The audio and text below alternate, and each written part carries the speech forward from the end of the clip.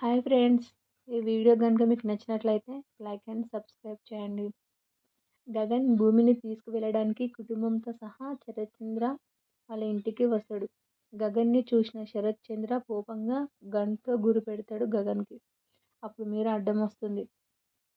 తప్పుకో మీరా, వాళ్ళతో పాటు పైకి పోతావు అని అంటాడు. ప్రేమిస్తే చంపేస్తారా?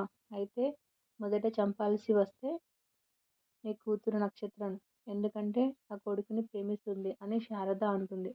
అప్పుడు శరత్చంద్ర షాక్ అవుతాడు.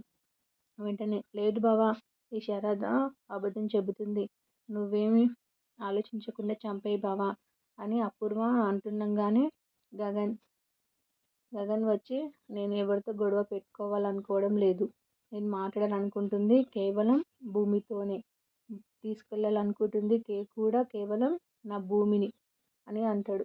ఇక భ్రమలో బాగానే బ్రతికేస్తున్నావు అని గగన్ని శరచంద్ర అంటాడు. భ్రమలో బ్రతికేస్తుంది నువ్వు శరచంద్ర అంటాడు గగన్.